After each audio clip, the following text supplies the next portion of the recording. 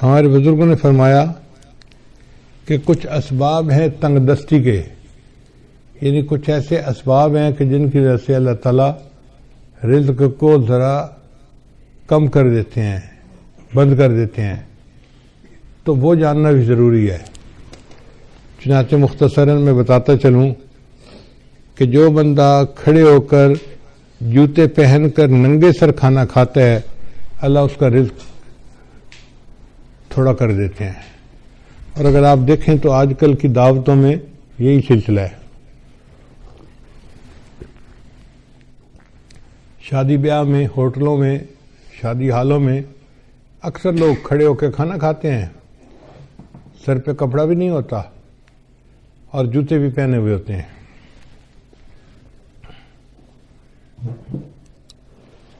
پھر رزق میں تنگی تو ہونی ہوتی ہے۔ پھر دوسرا، مہمان کو بوجھ سمجھنا۔ جو لوگ مہمان کے آنے کو بوجھ سمجھیں اور اس فکر میں لگ جائیں کہ جی آ گیا ہے تو کہاں سے اس کو کھلائیں گے اور کتنا اس کو کھلائیں گے اور کتنے دن رہے گا، مہمان بعد میں آتا ہے، اللہ مہمان کا رزق پہلے بھیجتے ہیں، تو الحمدللہ ثم الحمدللہ اللہ تعالیٰ خیر فرما دیتے ہیں۔ بلکہ میں تو یہ سمجھتا ہوں کہ ہمیں اللہ مہمانوں کی برکت سے روزی دیتے ہیں۔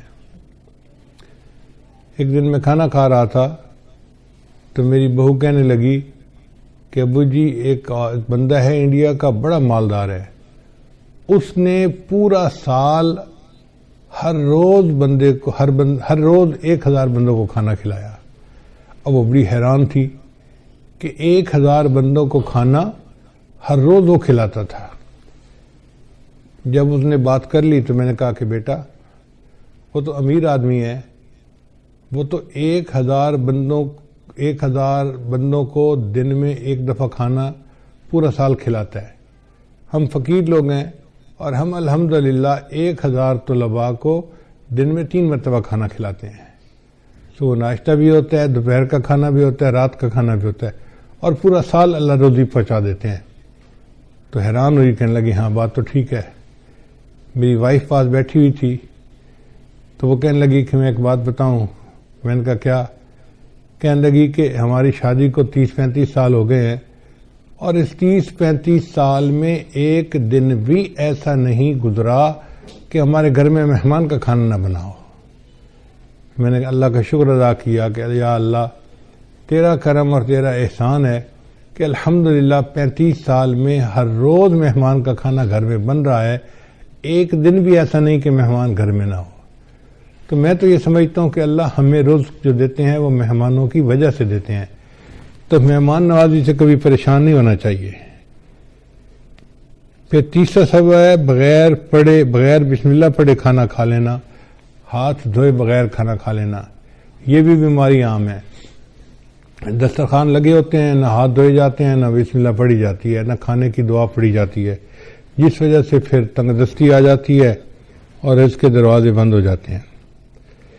پھر کھانے کے برتن کو صاف نہ کرنا، یہ بیماری بھی عام ہے۔ ہم لوگ کھانا کھاتے ہیں اور کچھ تھوڑا سا کھانا آخر پہ بچا دیتے ہیں، حالانکہ اسی کھانے میں برکت ہوتی ہے۔ سنت یہ ہے کہ اگر 3 لقمے کھانا موجود ہے تو اس کو تو چھوڑ دیں تو کوئی اور کھا لے گا، چلو بھائی۔ اگر اتنا کھا لیا کہ 3 لقمے رہ گئے، اس کو خالی نہ چھوڑیں، اب اس کو پلیٹ کو اچھی طرح صاف کر دیں تاکہ اللہ کی نعمت ضائع نہ ہو، اللہ کی نعمت جو ہے وہ کسی انسان کے کام آ جائے۔ مگر اس میں ایسے لگتا ہے کہ جیسے یہ بندہ غریب ہے، اور امیر لوگ جو ہیں وہ ذرا شاہانہ دماغ کے ہوتے ہیں، تو وہ ڈالتے زیادہ ہیں، آدھا کھا لیتے ہیں، آدھا چھوڑ دیتے ہیں۔ یہ جو آدھا کھانا اور آدھا چھوڑنا ہے یہ بھی رزق میں تنگی کا سبب بنتا ہے۔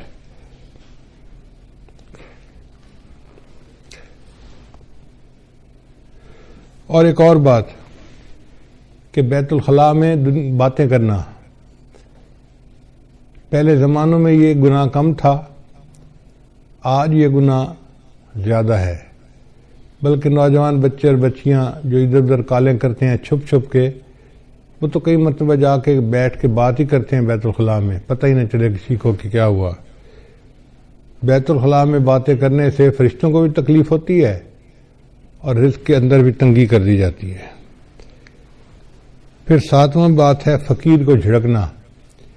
اگر کوئی مانگنے والا آئے تو بندہ فقیر کو جھڑکی نہ دے, چلے جاؤ بھائی یہاں سے, کہا نہیں آپ کو چلے جاؤ, سن نہیں رہے, جاتے کیوں نہیں, ایسے جھڑکی نہیں دینی چاہیے. بلکہ اگر کچھ ہے تو دے دے, اور اگر نہیں تو کہہ دے جی آپ آگے چلے جائیں. ہم ایک مرتبہ حرم شریف میں بیٹھے ہوئے تھے تو ایک UK کا بندہ حضرت کے پاس آیا مطاف کے اندر, کہنے لگا حضرت میں حج کے لیے آیا ہوں, لیکن یہاں مطاف میں تو مانگنے والے بہت ہیں, ہر تھوڑی دیر کے بعد کوئی فقیر آ جاتا ہے مانگنے والا, اب سمجھ نہیں آتی کہ ہم کس کو دیں اور کس کو نہ دیں. اگر ہم ہر کسی کو دے دیں تو ان کی تو عادت بگڑ جائے گی, تو دل چاہتا ہے کہ ان کو نہ دیں, اور اگر ہم نہ دیں تو پھر کون دے گا, تو دل چاہتا ہے دے بھی صحیح, تو اب فیصلہ کرنا مشکل ہوتا ہے. تو اب بتائیں کہ ہم کس کو دیں, ہمیں کیسے پتہ چلے کہ کون مستحق ہے اور کون مستحق نہیں ہے. حضرت نے اس کی ساری بات کو سنا اور پھر فرمایا کہ اچھا یہ بتاؤ کہ اللہ نے جو تمہیں دیا ہے تم اس کے مستحق ہو؟ اس نے کہا نہیں. تو حضرت نے فرمایا جب تم اس کے مستحق نہیں اور اللہ نے پھر بھی تمہیں دے دیا ہے, تم بھی اللہ کے خلق کو اپناؤ, دے دو, مستحق ہے یا نہیں یہ تمہارا مسئلہ نہیں, یہ اللہ کا مسئلہ ہے. تو بندہ چپ تو ہو گیا, مگر اس کے دل میں سوال تو بہرحال تھا.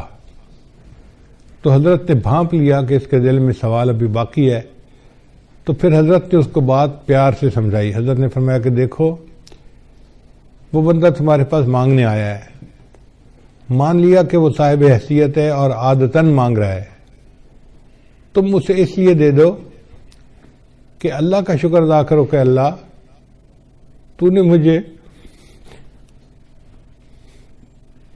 دینے والوں میں سے بنایا, لینے والوں میں سے نہیں بنایا. یہ بھی تو ہو سکتا تھا اللہ تجھے اس کے حال میں ڈال دیتا اور تو لوگوں سے مانگتا پھرتا.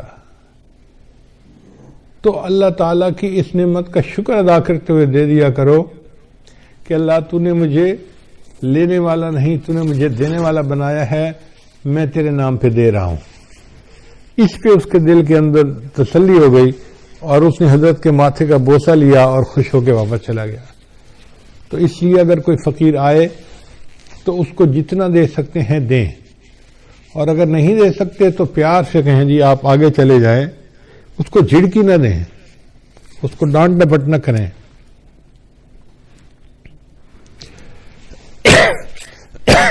پھر مغرب کی نماز کے بعد بلا عذر جو بندہ سو جاتا ہے, اس سے بھی رزق کے اندر برکت کم کر دی جاتی ہے. اگر کوئی بیمار ہے یا کوئی عذر ہے تو اس میں تو شریعت اجازت دیتی ہے, لیکن عادت بنا لینا اس کو شریعت نے منع کیا ہے. مغرب کے بعد بلا عذر نہیں سونا چاہیے. پھر جو بندہ نماز قضا کر دیتا ہے اللہ تعالیٰ اس کے رزق کو تنگ کر دیتے ہیں. عورتیں بالخصوص, نیک عورتیں بھی نمازیں قضا کر بیٹھتی ہیں. پتہ ہے کیوں؟ سوچتی رہتی ہیں مہمان آئے ہیں, میں ان کو پہلے چائے بنا کے دے دوں پھر نماز پڑھ لیتی ہوں. اب وہ چائے بنا کے دینے میں اتنا کام لمبا ہو جاتا ہے کہ نماز کا ٹائم نکل جاتا ہے, ان کو یاد ہی نہیں ہوتا. یاد اس وقت آتا ہے جب اگلی نماز کا وقت شروع ہو چکا ہوتا ہے. یا یہ سوچتی رہتی ہیں کہ میں بچے کو نہلا لوں, بچے کھانا کھلا لوں, بچے کو پتہ کر لوں, بچے کو نہلا لوں اور پھر نماز پڑھوں گی. یہ جو پھر کا مسئلہ ہے نا, نماز قضا کرنے کی بنیاد یہی ہے. نماز کو کبھی پھر پہ نہیں رکھنا چاہیے. ابھی پہلے نماز پڑھیں, بعد میں جو کرنا کریں. اس لیے جب نماز کا وقت ہو جائے تو نماز پڑھیں اور اس کے بعد جو کرنا ہے کریں. نماز کو کبھی آئندہ پہ نہ چھوڑیں, کیا پتہ چند سانس مزید ہیں بھی صحیح کہ نہیں.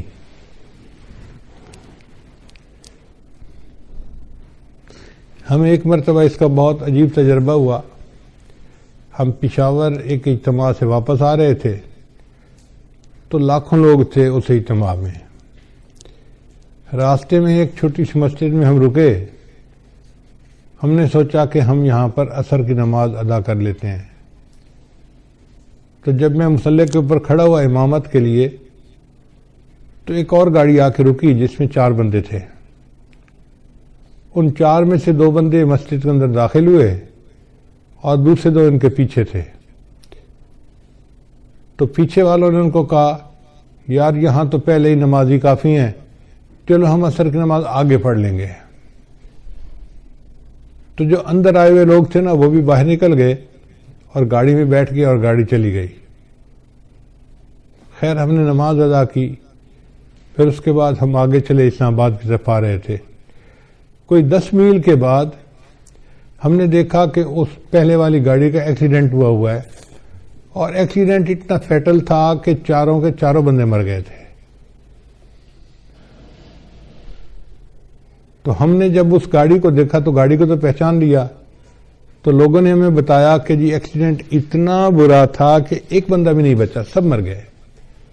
اس وقت مجھے خیال آیا کہ یا اللہ اگر یہ رکے تھے جیسے نماز وہاں پڑھ کے پھر چلتے تو ایک تو وقت کی عصر کی نماز بھی ادا ہو جاتی اور دوسرا اس کی وجہ سے برکت بھی ہو جاتی۔ اب یہ انہوں نے عصر کی نماز ادا نہیں کی ہوگی، نیت تھی پڑھنے کی لیکن بن پڑھے دنیا سے چلے گئے۔ تو کون جانتا ہے موت کا وقت کتنا قریب ہے، اس لیے اگر پھر پہ ڈال دینا جی کہ پھر نماز پڑھیں گے تو اس میں نماز بھی قضا ہو جاتی ہے اور انسان نقصان بھی اٹھاتا ہے۔ ابھی نماز پہلے پڑھیں جب ٹائم ہو جائے، اور عورتوں کے لیے تو اول وقت میں نماز پڑھنا بھی زیادہ فضیلت ہے۔ بس اذان کے انتظار میں رہیں۔ گھر کے اندر ایک بورڈ ہونا چاہیے جس پر نماز کے ٹائمنگ لگے ہوئے ہوں، بچے بڑے اس بورڈ کو دیکھیں اور جیسے ہی نماز کا ٹائم ہو جائے بس وضو کیا، پہلے نماز پڑھی، بعد میں جو کرنا ہے بعد میں کرتے رہیں گے۔ پھر 11ویں چیز جس سے رزق میں کمی آتی ہے وہ ہے جھوٹ بولنا۔ جو بندہ جتنا زیادہ جھوٹ بولتا ہے اللہ اس کے رزق کو اتنا تنگ کر دیتے ہیں۔ اللہ اکبر، شاید آج ہمارے رزق کے اندر جو تنگی ہے اس کی بنیادی وجہ یہ جھوٹ ہی ہے۔ جھوٹ ہم نے انفرادی طور پر نہیں، قوم میں اجتماعی طور پر آ گیا ہے۔ جس بندے سے بات کریں وہی جھوٹ میں بات کرے گا، اور اس کا نام ہم نے بہانہ رکھ دیا جی میں نے اس کے سامنے بہانہ کیا۔ بیوی کہتی ہے میں نے خاوند کے سامنے بہانہ کیا، بیٹا کہنا ہے میں نے ابو کے سامنے بہانہ کیا، شاگرد کہتے ہیں میں نے استاد کے سامنے بہانہ کیا۔ حالانکہ یہ بہانہ صریح جھوٹ ہوتا ہے اور اس جھوٹ سے بچنے کی ضرورت ہے۔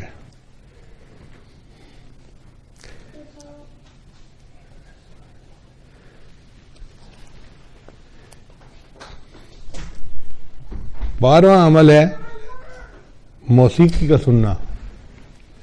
آج کل گھروں کے اندر گانے چل رہے ہوتے ہیں، فلمیں چل رہی ہوتی ہیں،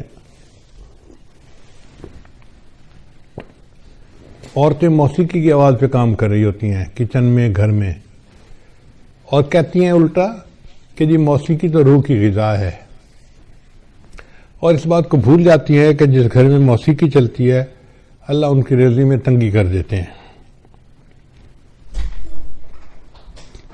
پھر 13واں عمل اولاد کو برا بھلا کہنا۔ کچھ ماں باپ اولاد کو جلدی گالیاں دینا شروع کر دیتے ہیں، یا برے الفاظ کرنا شروع کر دیتے ہیں، یا کوسنا شروع کر دیتے ہیں۔ تو جو اولاد کو برے الفاظ کہیں گے یا کوسیں گے ان کے رزق کو اللہ تعالیٰ ویسے ہی تنگ کر دیں گے۔ 14واں عمل قرآن مجید کو بلا وضو ہاتھ لگانا۔ قرآن مجید اللہ کا کلام ہے، لا یمسہ الا المطہرون، اس کو ہاتھ نہیں لگا سکتا مگر وہ جو پاک ہو۔ تو ہمیں چاہیے کہ ہم باوضو ہو کے اس کو ہاتھ لگائیں، اگر بے وضو ہاتھ لگائیں گے تو رزق کے اندر کمی آ جائے گی۔ پھر 15واں عمل جس سے رزق میں کمی آتی ہے نامحرم کو دیکھنا۔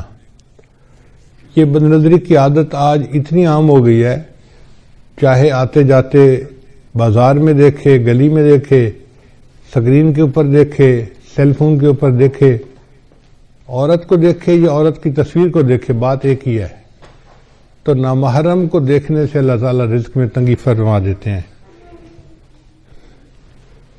اور 16واں عمل جس سے کہ انسان کے رزق میں تنگی آ جاتی ہے، اہل و عیال کے ساتھ لڑتے رہنا۔ میاں بیوی جو ہر وقت ایک دوسرے کے ساتھ بات بات پہ بحث کرتے ہیں، دلیلیں دیتے ہیں، لڑتے جھگڑتے ہیں، تو یہ میاں بیوی کی لڑائی جھگڑے میں اللہ ان کے رزق کو تنگ کر دیتے ہیں۔ اب ایک طرف تو لڑائیاں بھی ختم نہیں ہوتی اور دوسری طرف رزق کی کمی کے شکوے بھی ختم نہیں ہوتے۔ بھئی اتفاق میں برکت ہے، آپ محبت پیار سے زندگی گزاریں تو اللہ تعالیٰ رزق کی پریشانی کو دور کر دیں گے۔ اور باطنی روحانی بیماریوں سے بھی دعا مانگیں، اللہ تعالیٰ ہمارے ایمان کی حفاظت فرمائے اور ہمیں اس دنیا میں اللہ تعالیٰ ایمان کے ساتھ جینے اور ایمان کے ساتھ مرنے کی توفیق عطا فرمائے۔ وآخر دعوانا ان الحمد للہ رب العالمین۔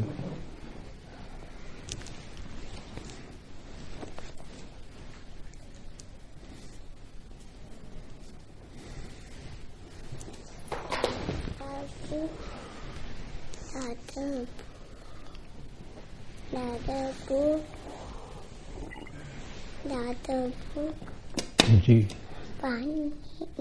پی لو پی لو، پانی پی لو۔ بیت کے کلمات پڑھائے جائیں گے، سچے دل کے ساتھ یہ کلمات پیچھے پیچھے پڑھتے جائیے۔ پڑھیے بسم اللہ الرحمن الرحیم،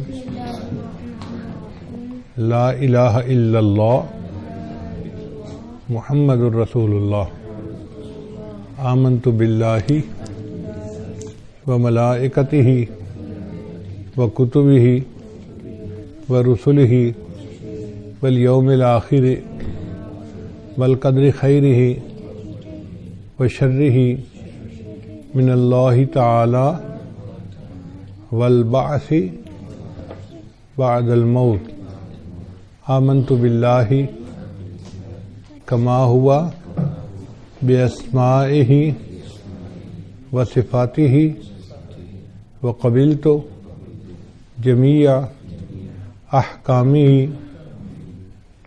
اقرار باللسان وتصدیق بالقلب، اشہد ان لا الہ الا اللہ واشہد ان محمدا عبدہ ورسولہ، استغفر اللہ ربی من کل ذنب واتوب الیہ برحمتک یا ارحم الراحمین۔ ان کلمات کو پڑھنے سے ہم تو بتائے ہو چکے ہیں، چند معمولات ہیں جن کو باقاعدگی سے کریں گے تو اللہ تعالیٰ دل کو منور کریں گے۔ پہلا عمل ہے 100 مرتبہ استغفار صبح و شام پڑھنا، دوسرا عمل ہے 100 مرتبہ درود شریف صبح و شام پڑھنا، تیسرا عمل ہے قرآن مجید کی تلاوت روزانہ کرنا، چوتھا عمل ہے چلتے پھرتے ہر وقت دل میں اللہ کو یاد کرنا، اور پانچواں عمل ہے 10-15 منٹ صبح 10-15 منٹ شام مراقبہ کرنا۔ انشاءاللہ مراقبہ کریں گے تو اس سے دل میں اللہ کی محبت بڑھے گی اور ہمارے اعمال کے اندر جان پیدا ہو جائے گی۔